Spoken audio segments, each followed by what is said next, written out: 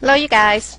Here's your last lesson of the semester, section 6.2 and 6.3, properties and conditions for parallelograms. Both of these sections go together really well, and so it doesn't really make a lot of sense to treat them as separate. We're just going to put them together and look at all of the conditions and the properties. Missy McCarthy, Okemos High School math instructor. Alright, so in section 6.2, what you'll learn is to prove and apply properties of parallelograms, and also to use those properties to solve problems involving parallelograms. Notice that word prove is back in there, so we are going to be looking at some two-column and some coordinate proofs in this particular section. Alright, so we've got, first of all, what is a parallelogram? One of the most important things that we want to point out is that a parallelogram is a quadrilateral. And we learned in section 6.1 that quadrilateral is a four-sided figure. So we're looking at four-sided figures, and what defines that four-sided figure is if it has two pairs of parallel sides. Okay? If it's a four-sided figure with two pairs of parallel sides, then by definition, it is a parallelogram. So to write that we have a parallelogram, we usually use that parallelogram symbol. And notice the letters go in order that they appear when you go, in this case, clockwise. A, B, C, D. You don't do A, B, D, C. You got to go in order as you move around the figure. So in this particular parallelogram, AB is parallel to CD, and BC is parallel to DA. Alright, there are four particular properties of parallelograms, and all four of these properties are actually written out as theorems. Now, you can use, the names of the theorems are not very prevalent. I think it's like theorem 621 and 622. So because they don't have names, we need a shorthand way to use them when we get ready to. So one of the things you want to do is figure out how you can write this in a very short form, so use it as justification and a proof. So the very first thing that we know to be true about parallelograms, and we'll prove some of these as well, is that opposite sides are congruent. So to write that out as a theorem, you would say something like, I don't like that color. I mean, you wouldn't say you don't like the color. You know what I mean. You would say that in a parallelogram, it's safe to conclude, or a parallelogram implies, that opposite sides are congruent. Okay, and that's what you would write as your justification. That's a theorem. The other one would be, in a parallelogram, you can conclude that opposite angles are going to be congruent to each other. In a parallelogram, you can also conclude that consecutive angles are supplementary. And lastly, in a parallelogram, you can conclude that the diagonals, which I usually write diags, bisect each other.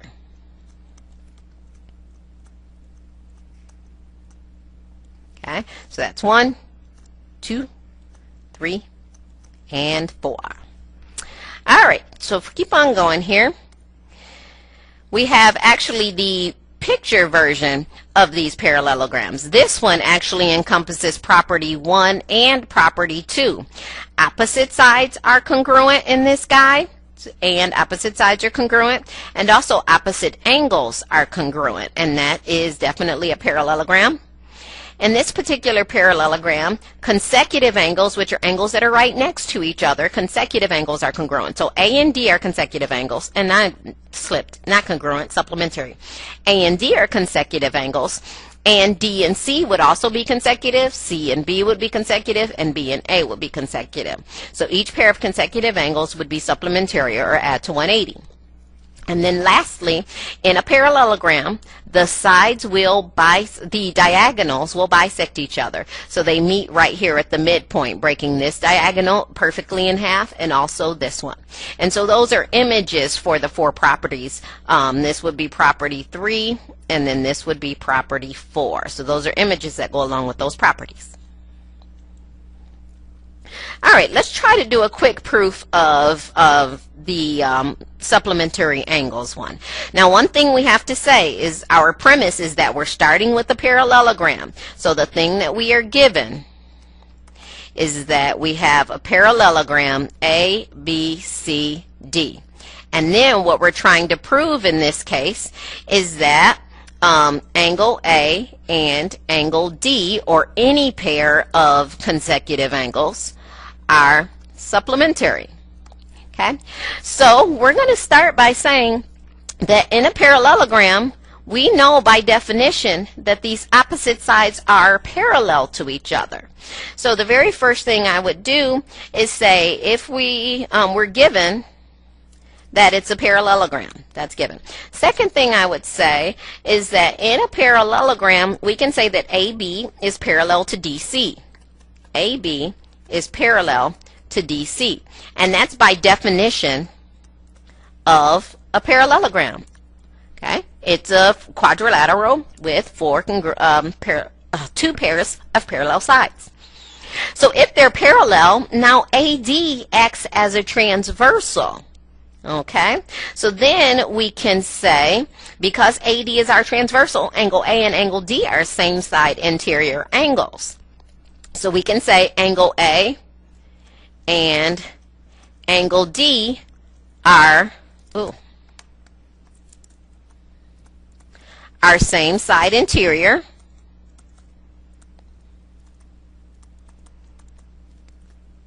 By definition of same side interior.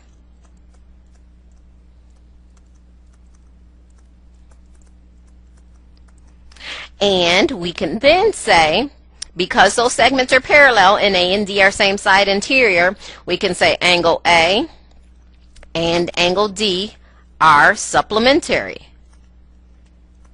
And that is by the same side interior angles theorem, which says if you have two parallel lines cut by a transversal, which is what we have, AD is that transversal, then same side interior angles are supplementary. And so we have just proven that theorem about parallelograms. Okay, let's go ahead and use that theorem now. And I can't find an ink color that's going to work really well here. Okay, so we're using the fact that WXYZ is a parallelogram, and we need to find the measure of YZ and the measure of angle Z. So because this is a parallelogram, if I want to find YZ, I know that YZ is congruent to WX, because in a parallelogram, opposite sides are congruent. So I can say 8A minus 4 is equal to 6A plus 10. That gives me 2A equals 14, and A turns out to be 7.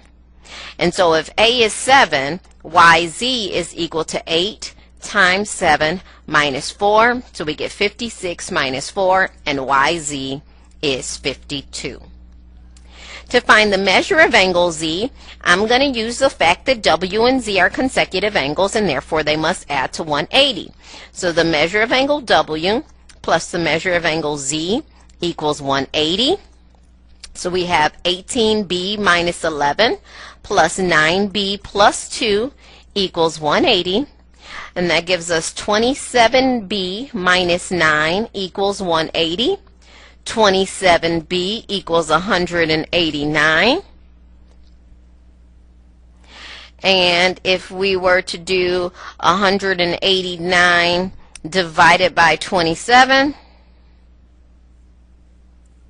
we end up with B is equal to 7. Now we got to find the measure of angle Z. So the measure of angle Z would end up being 9 times 7 plus 2, which is 63 plus 2, which is 65 degrees. So we found the measure of angle Z, and we also found the length of YZ. All right, now we're going to go on to section 6.3. Now 6.3 focuses on proving that a given quadrilateral is a parallelogram. So in 6.2 we started with the parallelogram, and we drew the conclusion that certain things were true.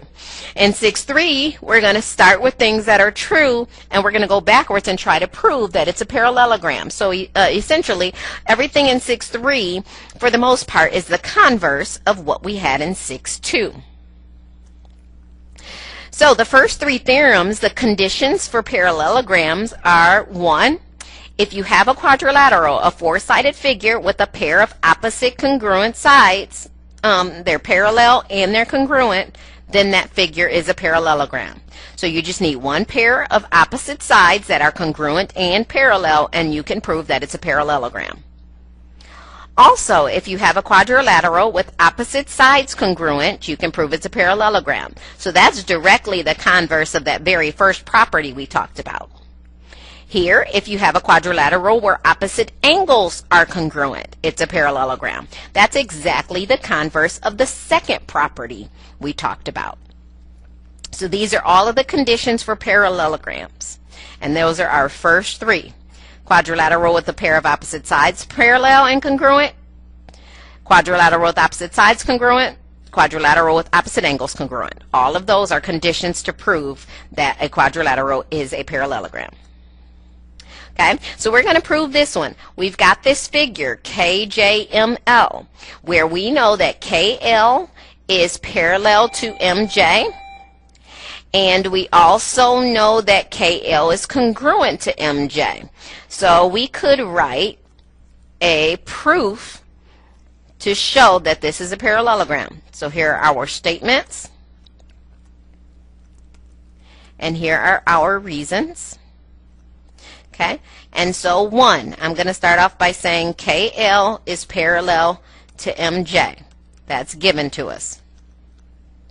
Okay, because they are congruent, because they are parallel, I can say the measure of angle, or not the measure, I don't need the measure. I can say that angle 1 is congruent to angle 2. Okay, and that would be the alternate interior angles theorem. It says if two parallel lines are cut by a transversal, alternate interior angles are congruent. Then, lastly, I can say, or well, we got two more steps, that KL is congruent to MJ. That's given. And then I can also say that JL is congruent to itself. And that is the reflexive property.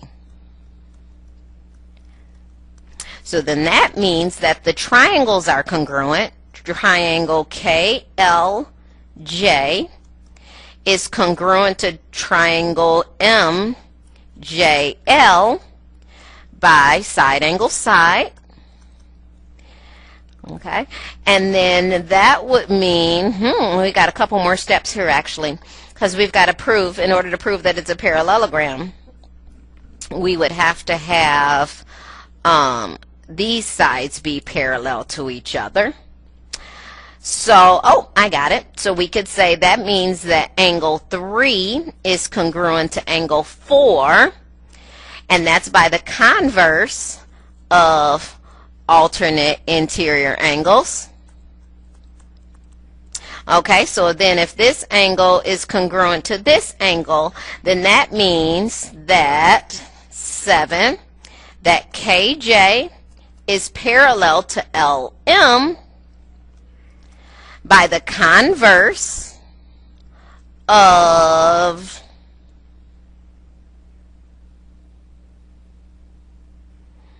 oh my goodness, you guys, it's been a while since I've proved something. So I want to say actually that those angles are congruent by CPCTC. And then this is the converse of alternate interior angles. And then lastly, now that we've shown that these are parallel as well, we can say that means that JKLM is a parallelogram, because we started with one pair of parallel sides and we proved that the other pair of sides is also parallel. So that would be the proof of that theorem.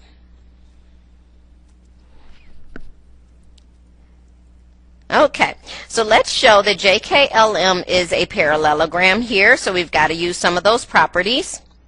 So we know that A is 3 and that B is 9. So if A is 3, I got 45 minus 11 here, which is 33.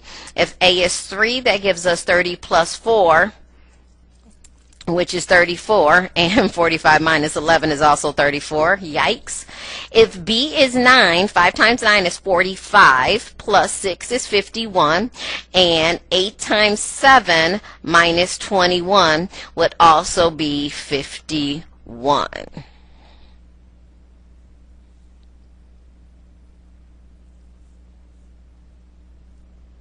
And actually, jeez Louise, what is wrong with me? 8 times 9 minus 21 would be 51. 72 minus 21. Okay, just misspoke there. So, because we can say we have a quadrilateral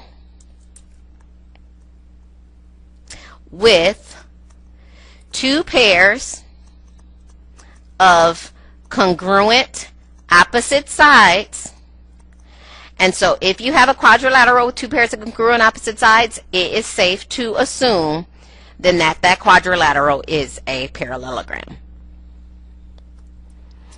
Okay, there are actually 2 more conditions, and that is if you have a quadrilateral with supplementary consecutive angles, it's a parallelogram. That's the converse of another one. And also if you have a quadrilateral whose diagonals bisect each other, it's a parallelogram. So that's the converse of the very last thing that we looked at in section 6.2. All right, so we have to determine whether or not the quadrilateral is a parallelogram and justify our answer with one of those theorems. So if we're looking at this particular one, I have 2 angles here. They are consecutive angles. If I add their measures together, I end up with 180 degrees. So I would say yes, because consecutive angles, supplementary, is enough to imply that the figure is a parallelogram. And I should draw that to make it look more like a parallelogram. Okay. Here, I only have 1 pair of opposite angles congruent. We don't have anything that says about 1 pair of opposite angles. If we had both pairs, we could say it. But if we only have 1 pair of opposite angles congruent, that doesn't mean that it's a parallelogram. So we don't have enough information. So we can say no, not enough info. Not enough information.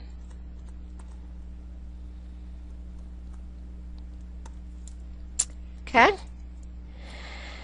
All right. So lastly, we're going to do somewhat of a coordinate proof. We need to show that JKLM is a parallelogram by using the definition or theorem that's given. Here, we need to show that ABCD, and this is JKLM. It should say ABCD.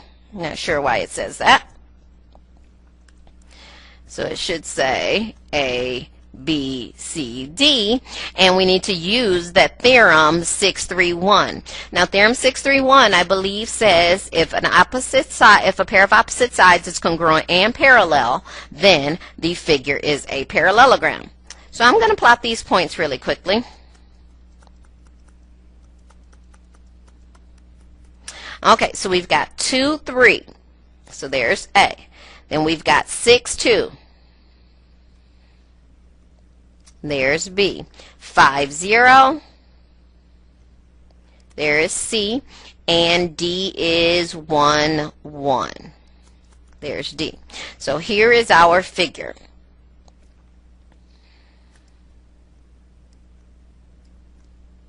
Okay, so we've got to prove that 1 pair of the sides is both parallel and congruent.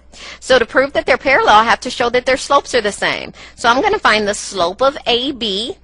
That would end up being 2 minus 3 on top and 6 minus 2 on bottom. So the slope is negative 1 over 4.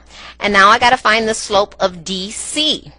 So if I find the slope of DC, that would be 1 minus 0 on top and 1 minus 5 on the bottom. So we get 1 over negative 4. So yes, they're parallel because they have the same slope. So that's the first condition.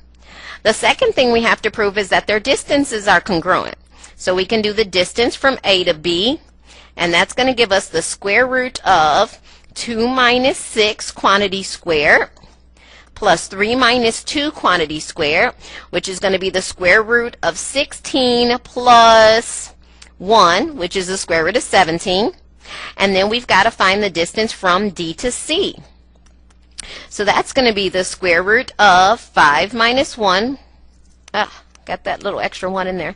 5 minus 1 quantity squared plus 0 minus 1 quantity squared, which would be the square root of 16 plus 1, which is the square root of 17. So we just showed that these sides are congruent and they're parallel, and by Theorem 631, then ABCD would be a parallelogram.